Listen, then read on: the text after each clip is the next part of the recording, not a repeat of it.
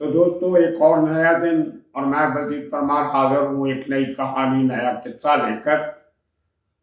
मुझे मालूम है कि आप सब लोगों को शायद कहीं ना कहीं ये लग रहा होगा कि हम सिद्धू मूसेवाले की बात काफी दिनों से क्यों कर रहे हैं।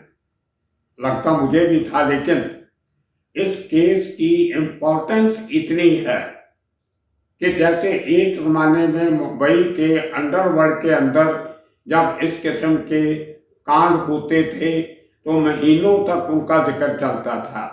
वो केस भले दिव्या भारती का हो, वो केस भले सुशांत सिंह राजपूत का हो, या अभी पिछले दिनों शाहरुख खान के बेटे का ड्रग केस क्यों ना हो। तो जब केसेस एक वीआईपी या नॉर्मटी के होते हैं, एक ऐसी शख्सियत इन्वॉल्व होती है, तो वहां पे हमेशा कानून के साथ खिलवाड़ करने के दरवाजे खुले रहते हैं। बहुत बड़े लोगों का लेन देन ऐसे केसेस में होता है। तो मेरी एक आदत है, एक मेरी प्रोफेशनल एथिक्स है मेरा, कि जब तक केस को उसके लॉजिकल एंड तक नहीं पहुंचाया जाए तो उसके पीछे लगे रहना चाहिए। खाली एक दो दिन और बात है, मूसावाला केस में लॉरेंस बिश्नोई का 7 दिन का रिमांड खत्म होने वाला है। उसके बाद पुलिस नया रिमांड लेने के लिए एक फ्रेश एप्लीकेशन कोर्ट में मूव करेगी, जिसमें वो बताएगी कि पिछले एक हफ्ते में हमने क्या खोया, क्या पाया।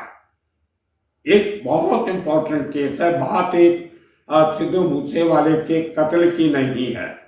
बात यह है कि एक शख्स दिल्ली की तिहाड़ जेल में रह के पूरा प्लानिंग करता है और इस केस का मास्टरमाइंड है, और ये बात पंजाब पुलिस ने अपनी स्टेटस रिपोर्ट में मानी है, जो पहले 2 दिन पहले उन्होंने कोर्ट को दिया था।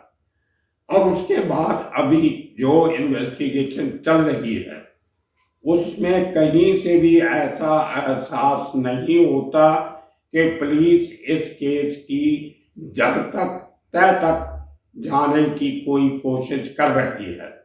वही वो जो एक पुराना ट्रैक बना हुआ है, फॉलोइंग द बीटन ट्रैक, वही बात जो आज से 15 दिन पहले डीजीपी ने कही थी कि ये एक आपसी रंजश का मामला है, दुश्मनी का मामला है, दुश्मनी का बदला लेने के लिए इसको मारा गया, गैंगस्टर की लड़ाई है।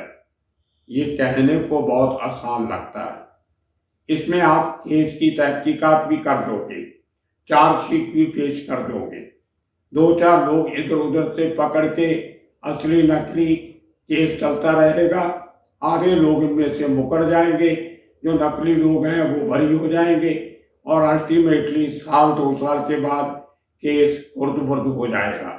ये नहीं होना चाहिए। हम इस देश के नागरिक हैं, हमारा पूरा हक बनता है कि जिन लोगों के साथ बेइंसाफी होती है, जुल्म होता है, उनको उनकी पूरा इंसाफ मिलना चाहिए। अब देखिए, इतना गंभीर मुद्दा है जिसकी बात कोई पुलिस वाला, कोई पंजाब का लीगल डिपार्टमेंट वाला, कोई एडवोकेट जनरल नहीं कर रहा है।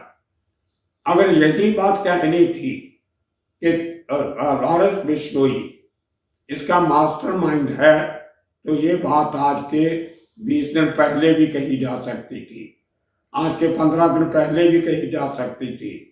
ये तो सबको पता ही था, वो धमकियां दे रहा था।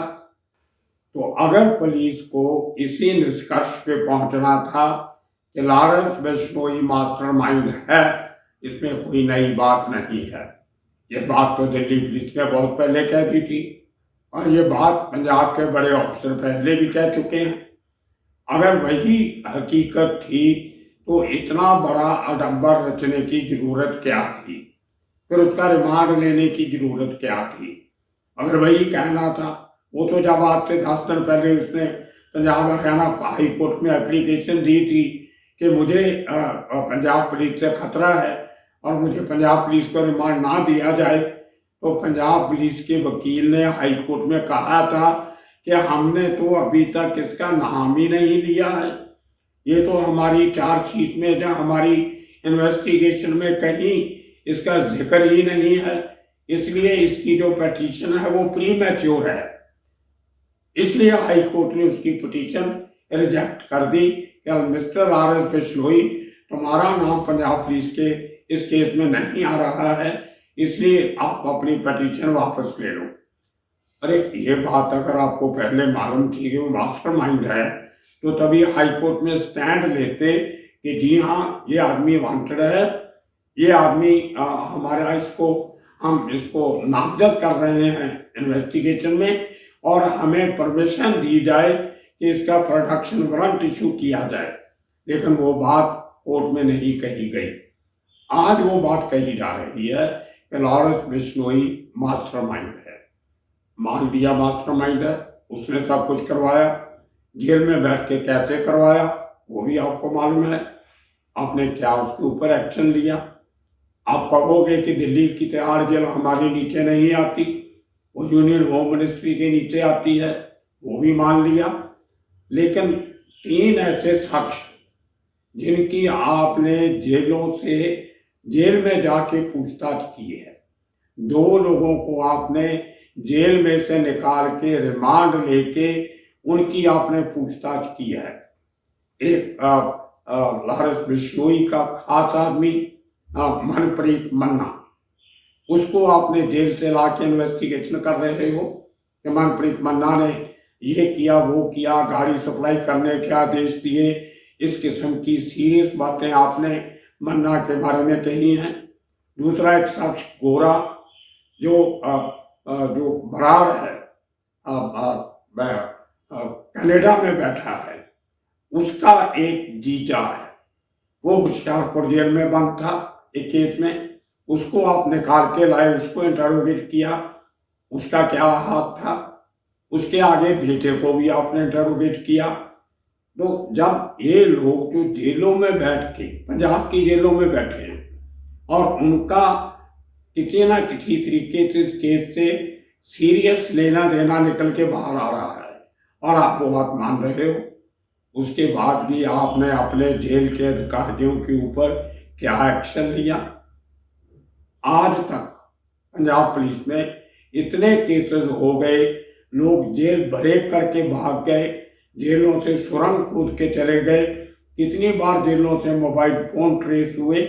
एक जेल में, पटियाला जेल में एक पूला निहंग था, उसको जेल के अंदर आग लगा के जला के मार दिया गया। ये सब कैसे हुआ? जेल में पेट्रोल कहाँ से गया? और जब आग लगाई गई तो जेल के अधिकारी क्या कर रहे थे? वो जो निहंग था, जो पूला, वो बदमाश था, सबको मालूम है, इश्तिहारी मुस्लिम था। लेकिन जब जेल के अंदर है तो उसकी सेफ्टी का ख्याल क्यों नहीं रखा गया? आज तक उस केस में किस जेल अधिकारी को आपने पकड़ा और उसको सजा दी? मैं पूछना चाहता हूँ पंजाब सरकार से, पंजाब की पुलिस से, कि पिछले 10 सालों में जेलों से रिलेटेड कितने केसेस हुए और सरकार ने किस केस में क्या किया? आज तक एक जेल सुपरिटेंडेंट को नौकरी से नहीं निकाला गया। कोई आदमी 2-4 महीने के लिए सस्पेंड हुआ, इंक्वायरी करके उसको फिर वापस लाया गया। मतलब अगर इस तरीके से आप जेलों का इस्तेमाल क्रिमिनल जो करते हैं, उनके लिए तो जेल सेफ सेंचुरी बन गई है। अपने दुश्मनों से वो अपनी जान बचा के जेल की सेफ एनवायरनमेंट में बैठे हैं और अंदर से बैठ के गैंग चला रहे हैं। और इस मूसावाला के केस में जिन लोगों ने गाड़ियां प्रोवाइड की, वो गाड़ियों का मैसेज जेल से निकला, ये बहुत बड़ी बात है, इसका खुलासा होना चाहिए। और इसके पीछे जो कॉन्स्पिरेसी है, जिसकी बात हम शुरू से कर रहे हैं, उस एंगल पे पुलिस का कोई ऑफिसर नहीं बोल रहा है। इसको सिर्फ दुश्मनी बोल के इसको एक किनारे लगाने की बात चल रही है। अगर दुश्मनी होती तो क्या लॉरेंस बिश्नोई का गैंग इतना कमजोर था कि मिंटू खेड़ा के कत्ल का बदला 1 साल तक नहीं ले सका? इस किस्म के बहुत सारे इंसिडेंट मुंबई में हुए। जरा मुंबई के अंडरवर्ल्ड की घटनाओं पे निगाह मारिए। एक सतीश राजे नाम का आदमी था, दाऊद इब्राहिम का खास आदमी। उसको अरुण गवली और उसके दोस्त अशोक जोशी ने मारा। वो एपिसोड हमने किया, आपने देखा। उसके एक महीने के अंदर अंदर दाऊद गैंग ने छोटा राजन की हेल्प से अशोक जोशी को पनवेल में मार गिराया और फिर उसका बदला लेते हैं लोग। इसी तरह अरुण गवली के भाई को, पप्पा गवली को, ओपोनेंट्स लोगों ने मरवा दिया। उसका बदला लेने के लिए एक महीने के अंदर अंदर अरुण गवली ने दाऊद इब्राहिम के बहनोई का मर्डर करवा दिया। और जिन लोगों ने उसके बहनों को मारा था वो लोग अभी हॉस्पिटल में ही थे, जो खुद भी इंजर्ड हो गए थे। उसका बदला लेने के लिए दाऊद इब्राहिम ने जे हॉस्पिटल में शूट आउट करवाया। उन आरोपियों को हॉस्पिटल के अंदर मारा। पहली बार बॉम्बे के इतिहास में इतना बड़ा इंसिडेंट हुआ। ये सब घटनाक्रम 15 दिन, 20 दिन, एक महीने के अंदर अंदर हुए। इसको कहते हैं बदला लेना। अगर बदला ही लेना होता तो बिश्नोई, लॉरेंस बिश्नोई सिद्धू मूसेवाला को आज से 9 महीने पहले मरवा सकता था, 10 महीने पहले मरवा सकता था। 1 साल तक किसी गैंग को नहीं लगता इतना लंबा समय किसी आदमी को मारने के लिए। और पहले रेकी की गई, जनवरी में अटैक करना था। जनवरी के बाद फिर उनको 4 महीने लगे, 5 महीने दोबारा अटैक करने के लिए। बात ये नहीं है जो पुलिस बता रही है। अगर बदले की भावना से मारना होता तो बहुत पहले मार दिया गया होता। बात कुछ और थी। कुछ रकम मांगी गई होगी, सौदेबाजी चल रही होगी, कुछ बातचीत भी छिड़ी होगी, कुछ लोग इसमें विचोले बने होंगे, दलाल बने होंगे, लेकिन एंड में वो बात पूरी नहीं हुई। इसलिए इस कत्ल को अंजाम दिया गया। और जिन लोगों के क्रिमिनल्स के साथ डीप रूटेड रिश्ते हैं, जिन लोगों की शय पे लॉरेंस बिश्नोई और उसका गैंग काम कर रहे हैं, उन लोगों को नंगा करना, पब्लिक के सामने उनका चेहरा लाना बहुत जरूरी है। अगर ये सब काम नहीं होते तो इस इन्वेस्टिगेशन का कोई मतलब नहीं है जिस रास्ते पे ये इन्वेस्टिगेशन चल रही है।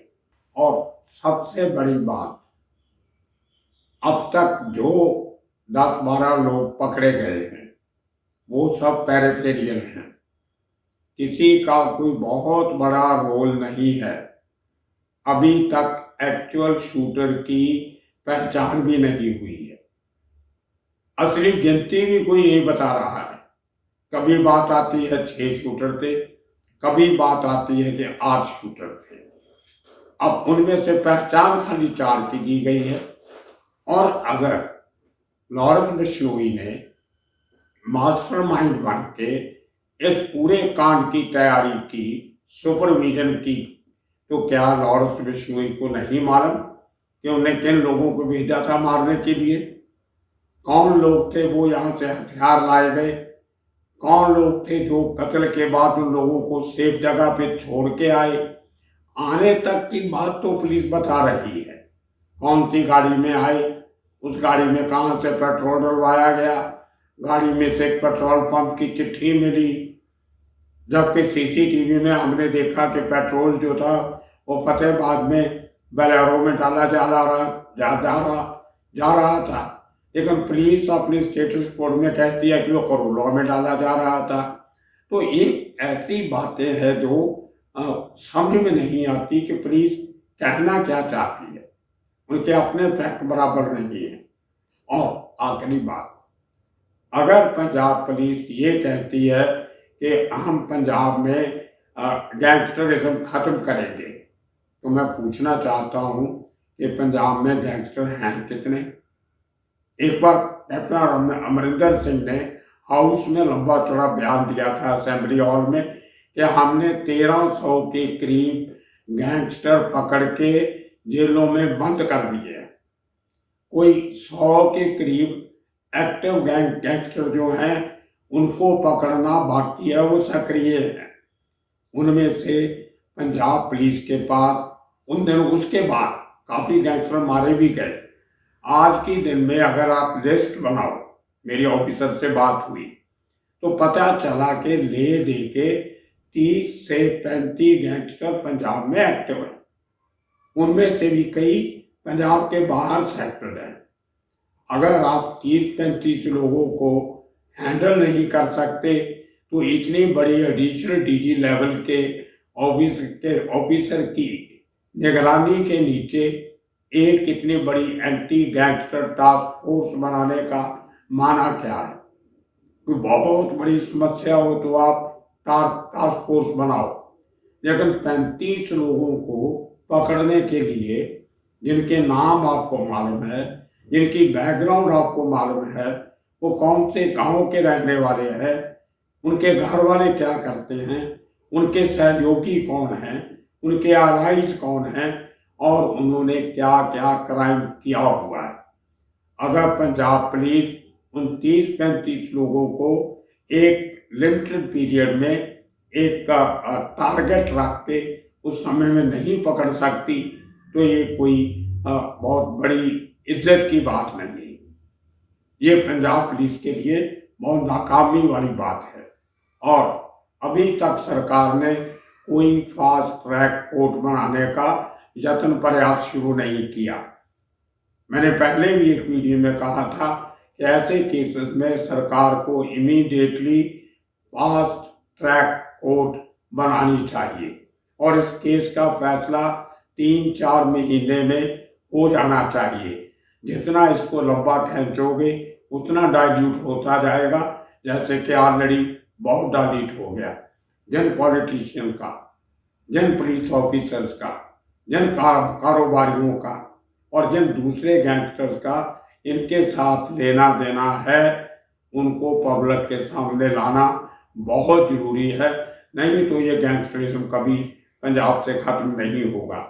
महाराष्ट्र पुलिस ने किया 95-94 में बहुत बड़ा ऑपरेशन चलाया जिसमें बहुत सारे लोगों को इनकाउंटर में मारा गया और बड़े बड़े सरगनाओं को जेल में भेजा गया। उनमें से कितने लोग हैं? अरुण गवली है, उनमें पप्पू कलानी है, उनमें भाई ठाकुर हैं। ये सब लोगों को बड़ी लंबे समय से जेल में बंद रखा गया, सख्त कानूनों का इस्तेमाल किया गया। पहले टाटा था, बाद में बकोका लगाया गया। तो इस किस्म की एक कंसर्टेड एफर्ट जिसको हम कहते हैं, एक सख्त कार्रवाई टाइम बाउंड प्रोग्राम के नीचे पंजाब के गैंगस्टर्स के खिलाफ करनी पड़ेगी और ये गैंगस्टर खत्म हो सकता है, इसमें कोई दो राय नहीं है। एक पॉलिटिकल विल चाहिए, एक पुलिस का दमखम चाहिए। ये 30-35 लोगों को इनको ठिकाने लगाना या जेल में भेजना या इनको इमोबाइल करना ये कोई मुश्किल काम नहीं, लेकिन करेगा कौन, ये सबसे बड़ा सवाल है। तो आने वाले दिनों में देखते हैं ये कानूनी कार्रवाई किधर जाती है, किस दिशा में जाती है या भटक जाती है। आज के दिन इतना ही काफ़ी। कल आने वाले दिनों में और किस्से कहानी लेके फिर हाजिर होंगे। तब तक के लिए आप सबका शुक्रिया, धन्यवाद।